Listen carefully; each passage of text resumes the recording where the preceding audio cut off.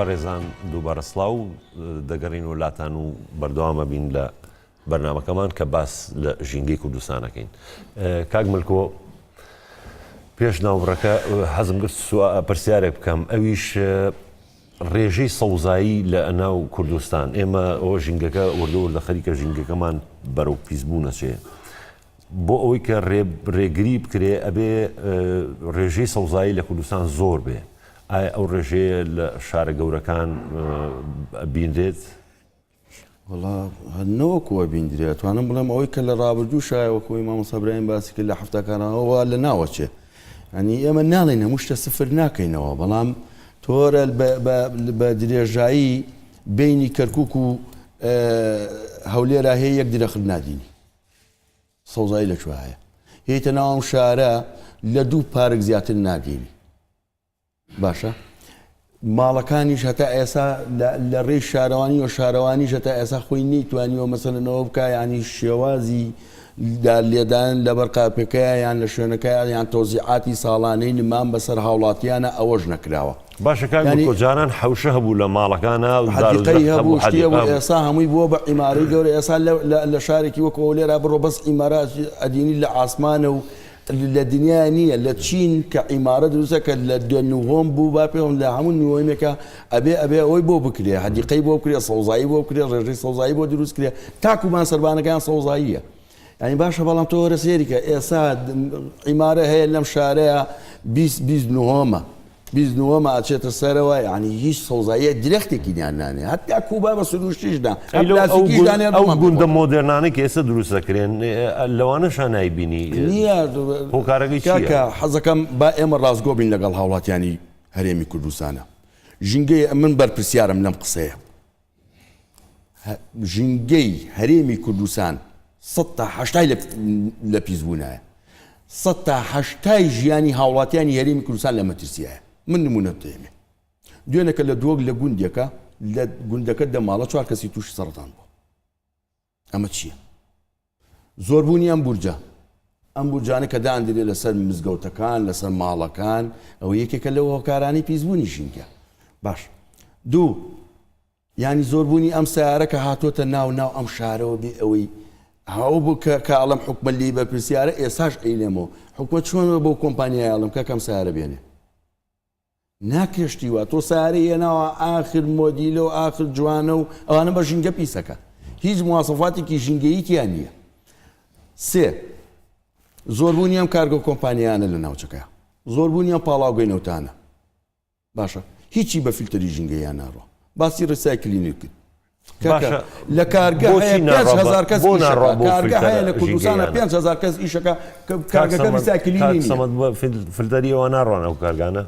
کاک سۆران بەشێکی ئەوانە ئەم کارگانە پێش دروستکردنی دەستەی ژینگە یاخود وەزارەتی ژینگە هەبووە، بەڵام ئێستا کە هیچ پرۆژەیەک ناکرێتن ئەگەر بێت و ئەوانەی پێش ئەو دەستەیە دروستکرا بێتە لێگەڕێن لێ نەگەڕاوین. ئێمە لەگەڵ لایەنەکانی بەرپرسکە جاران بۆ نمونە ئێستاکە لە باشووری هەولێر ناوچەیەکە پێ گوت ناوچەی پیشەسازی باشوور، جاران ئەوە دووری شار بووە، ئێستا کە شار فراوان بووە تقریبا کەوتۆتە قەراغ شار یان کەوتۆتە هەندێک شوێن کەوتۆتە ناو شار. ئەم حالەتە لە هەولێر هەیە، لە دەربەندخان زۆر شوێن دیکە هەیە. هەنی ئێستا کە لەگەڵ یەکە ئیداریەکان لەگەڵ شارەوانی لەگەڵ وەزارەتی پیشەسازی بازرگانی هەمووی خەریکین بۆ ئەوەی کەوا بتوانین چارەسەریشی بۆ بدۆزرێتەوە، ناوچەی پیشەسازی بچووک دابین بکرێ، ئەمانەی بۆ بگوازرێتەوە. بۆیە کاک سۆران هەموو گۆڕانکاری پێشکەوتنێک بەڕاستی وا دەکاتن کاریگەی لەسەر ژینگەش دروست بکاتن. ینی ئەمە بەڵام دیسانەکەی دێڵێمەوە ئەم شێوازی کە ئیشی لەسەر کراوە دەبێت بە یەک ئارەسە بڕاتن بەداخۆ تاوەکو ئێستاکە وەکو پێویست پەیڕەو نەکرا، بەڵام دەبێت ئێمە لەمەدا تونتر لەسەر پرەنسیپەکانی ژینگە ئیش بکەین تاوەکو لێ نەگەڕێن بەهۆی پێشکەوتنەوە سەلامەتی هاوڵاتیان بکەوێتە خەتەرە وەکو کاک ملکۆ ئاماژەی پێدا. باشە مامۆستا ئیبراهیم کاک ملکۆڵێ لە 180 ژینگەی کوردستان لە مەترسیایە، ئەمە هۆکارەکەی بۆچی ئەگەڕێنیتەوە؟ ینی ئەم ڕێکخرا و وەزارەت و دەستە و ئەمانەی کە هەمووی پەیوەندی دارن بە ژینگەوە پێدوانی ئەوان کەم دەرخەمن؟ واللهی ئەوەی ڕاستی بیتن لە ئەلف هەتا ئاخیری حکومەت لێی بەرپرسیارە، لە بەرچ حکومەت لێی بەرپرسیارە. ئێستا مەسەلەن دەبی هەما هەنجی هەبێت لە مابەینێ بڕێەوە بەلایەتی گەشت و گوزار و لە مابەینی ژینگە ئایا هەیە نییە ئایا سەیرانگەکانمان یعنی توانیتیان ئەو ڕاحەی ئەو خۆشیەی بدەنا ئەو هاوڵاتیانە کە ئەچنە سەیرانەکان ئاو دەست نییە ئاو نییە دەبی ئاوێ لە ئەوەی بی مەفروزە ئێستا جەیەک ئەتو لێرە ئەڕۆی هەتا لە کەس دەزانی ئەڕۆی هەتا ئەسوڕێەوە لای ئەوەی هەتا ئەگەیە سلێمانیە لە ڤیلاکان زیاتر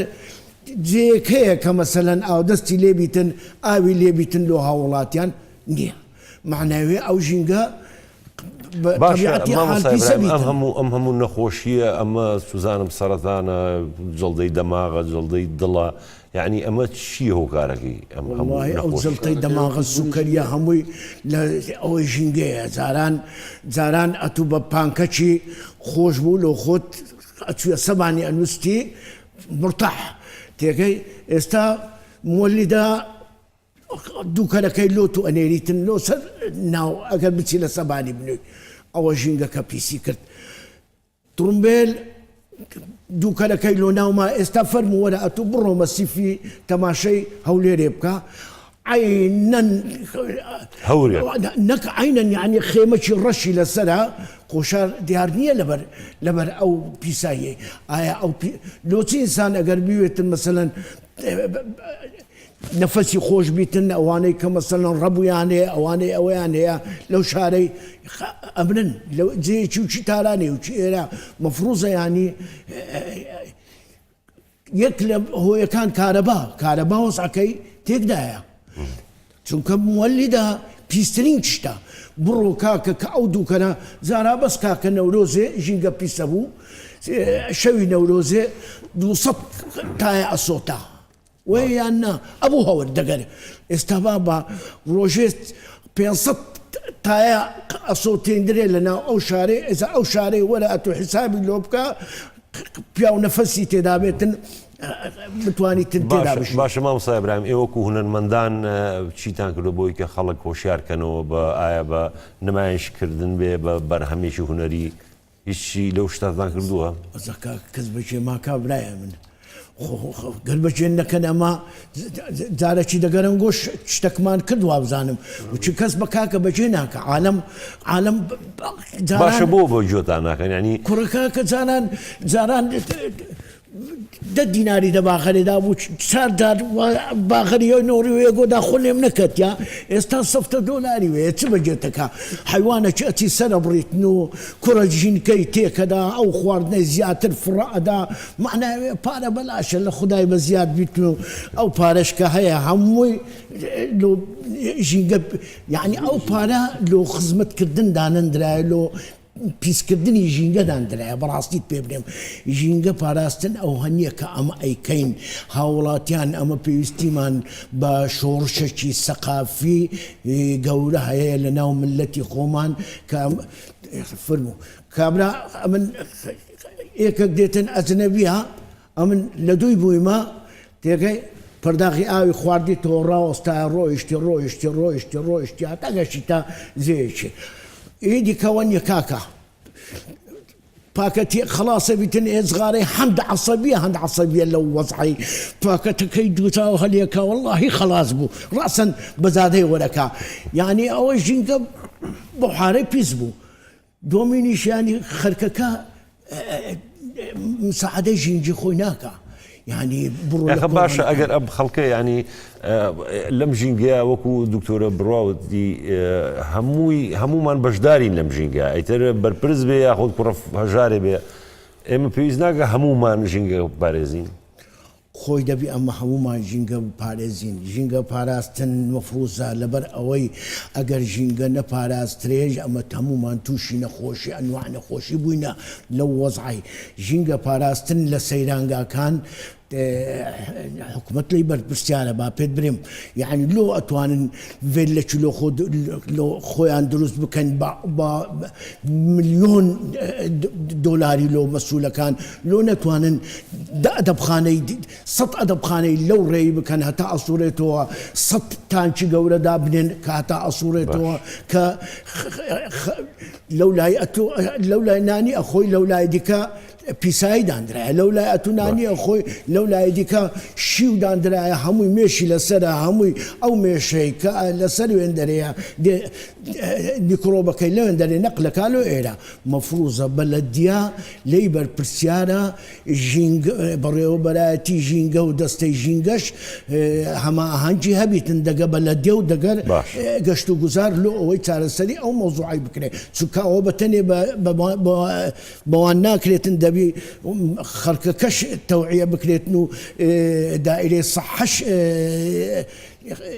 خەرکەکەی تەوعیە بکەت و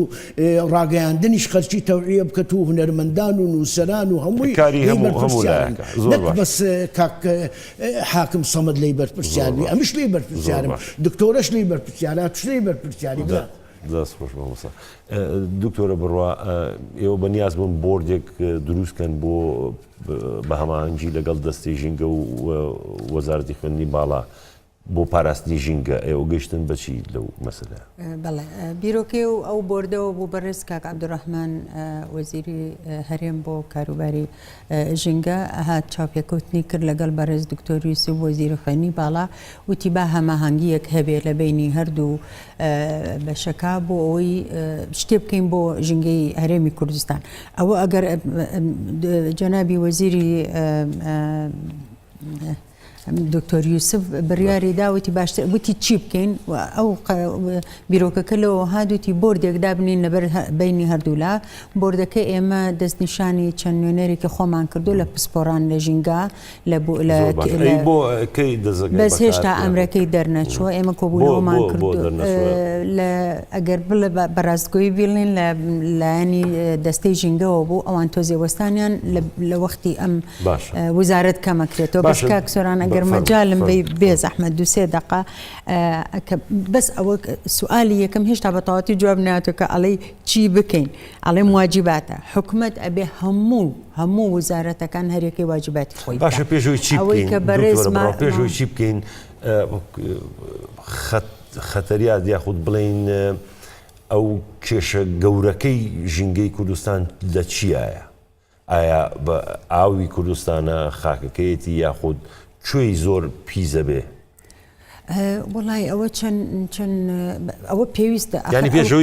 پێشەوەی کە ئێمە چارەسەری کێشەکە بکەین نابێت دەستنیشانیکەین بزانین کێشە گەورەکە چییە؟ من ئێستا ئاوا ناتوانم پێ بڵێم کێشەکە چییە ئەوەژی کە لە کەم و کوڕەکانی ئەگەر زانکۆکان بێ ئەگەر حکوومەتەکان بێ ئەگەر وزارەتەکان بێ ئەبێ ئامار هەبێ ئەو زانکۆیانن ینی حکوومەتیش پێویستەکە لە زانکۆکان و ئامارانە وەرگرن مافروزە ئەبحاسانە وەرگرن زانکۆکان بۆ نایکەن هەیە بەڵام بەداخەوە کاری پێویستی پێ نەکراوە زۆر لە ماستەرەکان کراوە لەسەر مەسەلا هەوای کوردستان کە ئەو غازانێک ئەوانەی کەتیایەتی چۆنە یاخۆن لەسەر خاکی کوردستان کراوە بەڵام من لە تەجروبەی خۆمان پێ دەڵێم خاکەکەش و ئاوەکەش و هەواکەشی پاک نییە خاکەکەی منەزانم هەموو شتێک لە ناو خاکەکەەوە حکومەت هەموو وەزارەتەکان کارەکانی خۆیان وا باش بکەن کە هەمویان بەرپرسن یەک و دوونیە ئەوەی کە بەڕێز مامۆستا مالکۆ باسی کرد وتی سەوزایی نەماوە ئەوە کاری کێیە ئەوە گەر وزاری ئەوەی کە ڕێگە ئەیە من بینایە بکەم ئەگەر بە $10,000 بیکەم یاخود بە $500,000 بیکەم ئەبێ شروعی خۆی هەبێ بۆچی شکلی کوردستان گۆڕا بەم تەرتیبە هەمووی بۆ بە عیمارەی بەرز و هەمووی بۆ بە مۆڵ و ئەوە عیمارەکانیش سعرەکەشی کەم بۆ بە فرۆشتنیش کەم بۆ بە کرێش کەم بۆ کاتە یەکەم حکومەت دەبێ ئیشەکانی باشتر بکە و قوانینەکانی بە شروتێکی باش بیکات و تەطبیقی کا و غەرامەکانی تۆزێ بەخۆتکە دووهەم ملەتی کورد ئەبێ ئەوە تێبگە ئەمە ژینگەی خۆمانە ئەمە خاکی خۆمانە هاوارەکەین لەسەر جا دەڵێن نەوتەکەی خۆمانە بەشمان بن باش ئەو نەوتە و خاکە ئەمان ناتێ ئەی بۆچی محافەزەی ئەو خاکە نەکەین خاکی خۆمانە خاکی کەسکە نییە جیلی تازە کە مناڵەکانمان گەورە بن ئەو خاکەیان بۆ بەجێڵین ئەو نەخۆش و سەرەتان و هینانەمان نامێنێ ڕۆشنبیری زۆر مهمە، ڕاگەاندن زۆر مهمە. مەکتەبەکان کێ زووتر فێرە بێشت مناڵی بچووک لە مەکتەبەکانەوە. وزاری تربیە مەفروزە بەرنامەی خاصی هەبێ بە هەماهەنگی لەگەڵ دەستەی ژینگە وەکو لە وزاری خوێنی باڵا بەتەمایە ئەو بۆردە بکە، ئەوانیش مەفروزە. مامۆستا وەکو دایک وەکو خوشک وەکو پور وەکو هەر کەسێ بێ پێویست ئەکا مدیرەکەی پێ بڵێت و هەموو ڕۆژە لە سمپە 5 دقە بەو مناڵە وردانە بڵێ پاک و تەمیزی ڕابگرە شت فرێمەیەرە خۆڵەوە. بەڕێز مامۆستا ئیبراهیم ئەڵێ حکوومەت توالێتی دروست نەکردو، منەڵێم ئەو چاتر دروستی نەکردو کاک ئیبراهیم، چونکە توالێتەکانی هەرێمی کوردستان هەمووی پیسە، هەمووی لە ناو وزارەتەکانمانە توالێتەکان ڕووی ئەوەی نییە ئەگەر یەکێکی بێگانە بێ بچێتە ناو ئەو دائیرەیەوانێ ئەو حەمامە بەکاربێنێ. بۆچی؟ چونکە سیستممان نییە، بە دوواداچوونەوەمان نییە، دڵسۆزیمان نییە، ئەبێ هەمومان دڵسۆز بین. یعنی کاک ئیبراهیم من چوومەتە شوێنیەوە بە حکمی ئیشەکەم بە هەموو زانکۆکانە ئەگەڕێم. سەتڵەکە دانراوە لەگەر ڕێزما مۆزەفی ئەو زانکۆیە چۆتە ئەوێ کرینەکسەکەی نەخستۆتە سەتڵەکە خستۆیتێتە نیشتی سەتڵەکەەوە و مۆزەفی شەو شەهادەشی هەیە. یەک نمونەی کە ئەڵێم ئەو ڕۆژەی کە با کامێرا بەرن مەسەلا ئەو ڕۆژەی کە حەفلەی تەخەڕوجی یەکێ لە زانکۆکانە من خۆم بۆ چوون بۆ زانکۆی سەلاحەدین ئەچن بۆ مەلعەبەکە، مەلعەبێکی پاک جوان هەموو خۆیان گۆڕیوە تەسریحیان کردو پارەیان ناوە جڵیان ناوە لەسەریان. لە دوای 2 سەعات لە دوای ئەوەی کە حەفلەکە تەواو بوو هەموو کڵاویان هەڵاوتیان تەخەڕوجمان کرد مستەقەفینی کوردستان بڕۆ ئەگەر قاچ جێگەی هەبوو لەبەر بوتڵی ئەو سابڵێ خەتای کێ مەفروزە لەوێ. بەڵام دکتۆرە حاوێ دانرێت لە وڵاتانی پێشکەوتووی ئەوروپاش بۆ نمونە ئاهەنگیەکەن بە هەزارە خەڵک ئەڕژێتە سەرجادە هەمووی پیسە بێ بەس بۆ بەیانی کە هەڵەسی ئەو جادێ وەک خۆی لێکراوەتەوە هەر شەو کارەکەن بەلەدیەکان. سۆران ڕاستەکەی پیسە بێ، بەڵام بۆچی پیسی کێنە گەر دڵسۆز بین کولی قوتابیەک ئەو بوتڵی ئاگەن زانکۆ حاویەکە دانێ قوتابیەکەش دڵسۆز بێ بوتڵەکە لەگری خاتە حاویەکەەوە ئیتر ئەو پارێش سەرف ناکەین بڵێنەوە گەیشتین بە قەیران ئێمە پارێ زیای سەرفەکەین لەبەرەوە. زۆر سپاس. کاک حاکم سەمەد ئێوە پارێکتان هەیە سندوقی دەستەی ژینگە ئەو پارەیە سەرف ناکەن، ئێوە ئەو پارەیە بۆ سەرف ناکەن بۆ سندوقی ژینگە هەیە. ئەم سندوقە ڕێنمای تایبەت خۆی بۆ دەرچووە بە جۆرەی مادەیەک لە مادەکانی یاسای ژمارە 8 لە ساڵی 2008 دەرچووە. ئەم سندوقە 3 سەرچاوی داهاتی هەیە. سەرچاویەکان بڕێک لەو پارەیە کە ساڵانە ئەگەر بودجە لە پەرلەمانی کوردستان گفتوگۆ لەسەر بکرێتن و حکوومەت بڕێک پارە بۆ ئەم سندوقە تەرخان دەکاتن. ئەمە سەرچاوی یەکەمیان. سەرچاوی دووەمیان بریتە لە ئەم تەبڕوعاتانەی کەوا کۆمپانیا یاخود کەسێکی ژینگە دۆست دێتی پێشکەشی دەکاتن. سێمینیان غرامات بەڵێ ئێساکە پارەی تێدایە بەڵام وڵای زۆر نییە شتانێکە بەڵام ئەو پارەی کە بۆ سەرفی ناکەن بۆ لە پێناوی ئەم قەیرانی کە لە هەرێمی کوردستان هەیە بە بڕیارێکی ئەنجومەنی وەزیران کۆی ئەو پارانەی کە واریداتی حکوومەتە دەبێت بچێتەوە خەزینەی وەزارەتی ناو مالیە دارایی پێشتر سەرفکانەکەت پێشتر سەرفمان نەکردووە چونکە ئەم دەسەڵاتەمان پێ نەدرا بوو پێویستان پێی نەبوو یاچی بەخۆ ساڵانی ڕابردوو چونکە بجە هەبوو زۆر پێویستمان پێی نەبوو بەڵام ئێستا کە پێویستمان بەڵام ئێستا شتی ئەولەویتر هەیە بۆ حکوومەت موچە دابینکردن. کاک حاکم سەمەد هەز ناکەی ینی ئێوە ئەوەی کە کێشەی پۆست و شتی ئیداریتانێ کێشە ئیداریتانەیە کێشە سەرچێکە کە ژینگەی کوردستانە ئەستەکەم بیرتان شۆت نانوانە کاک سۆران ببوو لە داوای لێبوردن دەکەم ینی ئێمە ئەوەی تۆزە متابعی ئێمە بکاتن دەزانێ ینی ئێمە کاک ملکۆژەڵێ ینی بۆ بە سیاست ئیشەکە نازانمەوە نظری خۆیەتی بەڵام ئێمە ببوورە کاک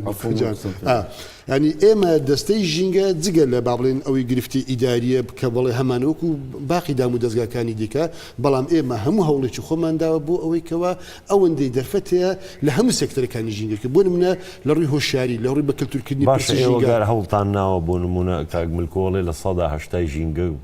لە مەترسیە و پیس بووە یعنی ئێوە هەوڵەکانتان بایی لە 120 یا چەند ئەخر ناوە نەزم کاک ملکۆ لەگەڵ ڕێزم بۆ با بڵێن قسەکانی لەوانی هەندێک ڕاستی و یاخوزانەی لە باشە بۆ نایکەم بەمەرج ڕووپێوە نازان ئێوە بۆ ڕووپێوە کراوەکەوە هەرێمی کوردستان مەترسی ئێوە بۆ فشار ناخەنە سەر بەلەدیەکان بۆ نمونە شارەوانەکان کە گوندێک دروستەکرێ مەرجدانێن کە دار و درەختیتیا بڕوێنرێ خان و دروستەکرێ حەوشەی پشکۆلی هەبێ دوو درەختیتیا بڕوێنرێ بۆی ژینگەکە پاکرێتەوە ینی ئەوانە بۆ ئەو ناکەن بە مەرج نکراوەتە بە مەرج هەرکە دێن دروستی دەکەن ئێمە بەڵێنامەیان لێ وەردەگرین دەبێت کۆمەلگا نیشتەجێبوون کە دروست دەکرێت یەک دەبێت ڕژێ سەوزایی نابێت لە 125 کە بەس بۆ من لە هەولێر چەندین گوندی هەیە تازە دروستکرا و خەڵکیشیتی هەیە درەختێک نبینی نییە تاکوتەرا هەیە بەڵام بەشێکی باشیان بۆیان دروست کردووە بەڵام هەندێکی تۆزە دەبێت دوورکەوە دووەم شت کە ئێمە دامان ناوکردوماتە مەرز لەسەریان دەبێت هەر کۆمەلگایەکی نیشتەجێبوون یەکەی چارەسەری ئاو دابنێ بۆ منە هەموو ئاوی ئەم کۆمەلگایە کۆ دەکاتەوە لە شوێنێک دەبێت چارەسەری بکاتن ئینجا بیخاتە ناو زرابەوە یان جایش کە بەکاری بێنەوە بۆ ئەوەی کەوا سەوزاوی دەختەکانی مەسەلەیەکی تر تۆ ئاگاداری لەوەی کە ئەوەی دکتۆرە بڕواژ باسی کرد پاش ماوەی خەستەخانەکان لە دەرمان و شتی کیمیکل هەمووی کیمیاوین ئەکرێنە ناو مەجاری ماڵانەوە یعنی ئێوە ئاگاداری ئەو ئێستاکە پاژماوەتەن پاژماوەکانی خەستەخانەکان لەگەڵ وەزارەتی تەندروستی ئێمە هاتین بەیەکەوە ئیتفاقمان کرد لەگەڵ ئەوەنی لەوبارە ئیش دەکەن سەندیکای پزیشکان کارمەندایان تەندروستی هەمومان بەیەکەوە ئێستاکە لە شارەکان چەند شوێنێک دەستنیشان کراوە پاژماوەکانی خەستەخانەکان دەبرێن بۆ ئەو شوێنانە لەوێن دەرێ یا دەسووتێت پێش دەستێنران بەڵام یان ئێستاکە بە جیهاز ئەمانە دەخێتە ناو جیهازەوە تاوکو ئەو مادە ژاراویانی کە هەیەی لی دەکێتەوە کە دەکرێتە پاژماوەیەکی ئاسایی بۆکوی ماڵی باش ئەو هەموو پاتری و بۆ نمونە ئێستا ماڵ نییە سپلیتیانە بێ کۆنتترۆلی تەلەڤزیۆن و سەتەلایت و ئەوانە پاتری یەکێکە لە هەرە کێشە گەورەکانی دژە ژینگە ئەو پاتریانە چیان لێ بەداخەوە تاوەکو ئێستاکە پاژماوە ئەلکترۆنیەکان یەکێکن لە کێشە گەورە ژینگەیەکان نەکتەنا لاریم کوسە لەسەر ئاسی دنیاش لە ئاسیدنی ئەمریکا خۆی بەم چێشەوە گرفتارە وڵاتانی تر پێوە گرفتان تاوەکو ئێستاکە بەداخەوە ئێمەش نەماتوانیوە چارەسەرێکی گونجاو بۆ ئەم بابەتە بدۆزینەوە باشە زۆر باشە کاک مەلکۆ ئەوە حاکم سەمە دەڵێ لە ساهشتای ژینگەی کوردستان پیس نییە تۆ ئەو ئامارەت لەکوێ هێنا دوێنەکە وەزارەتی کشت و کاڵ پەینێکی هاوردەی ناو هەرێمی کوردستانەکان پەینە ژاهری پێوەیە ئەمە بەسیچنین شت لەوە سێریکە ئێساەوە هەموو عالەمەکەیان سەرقاڵ کردەوە خەڵکیان سەرقاڵ کردەوە پاش چەند ساڵ ئەنجا پێێزانن کاکە خۆ ئێمە ئەڵێن هەر ژینگە کە پەینە بەکار هاتووە چۆتە خاکەشمانەوە ژینگە کە 180 پیسە من ڕەم بێ ئەمە بڵم 150 حکومە لێ بەرپرسە بەڵام کاکە 150 تریش کاکە تۆ 2 ساڵە لە جەنگەی چیمایی لە مانتیقەی تۆ دراوە باشە کاریگەری ئەو چەکانە زۆرە دو ساڵە بەردەوامی لەگەر گەورەترین ئیرهابای لەسەر ئاستی گیان کەویش داعاشە کاک ملکۆ بەڕای تۆ بردومانکردنی هەڵەبجە و ئەو ناوچەوانە بە چەکی کیمیایی ئێستا ڕۆژی ژینگەی کوردستان کە شانزەی سێداماناو کە یەکەم لاپاڵمەکە لە دۆڵی بالیسان داەتی کە لە ڕۆژۆ ژینگەی کوردستان شانزەی چوار عەفو شانزەی چوار یعنی کە لەو ڕۆژەوە ئێمە ژینگەی کوردستان بوو بۆ ڕۆژەو کە یادەکەینەوە هەموو ساڵێ یەکەم لاپاڵم کە لێداوە چۆن تاسییان تا 100 ساڵ تریش ئاسەواری ئەو چەکە چیمایە لەسەر خەڵکی هەڵەبجەماوە خەڵک ئێساش ئاگالێتی ئەمرێ بۆ چەکە چیماییە دوێنە پێرەکە خەڵکتر مردووە وایانە دوو من حەزەکەم بیلم کە من ئێسا سوورم لەسەر 180 ژینگەی هەرێمی کوردستان پیس بووە نەوەکو بەرەو پیس بوونەڕوا پیس بووە یعنی ئەبێ بین عیلاجیکەین ئەمە بە دەستەی نابێ ئەمە پلانە بێ وەرە سێری ئێسا تۆ دوو بەنداوە دێ مامۆستا برایم باسی ئەو ڤێلا و سیا جوانەی کرد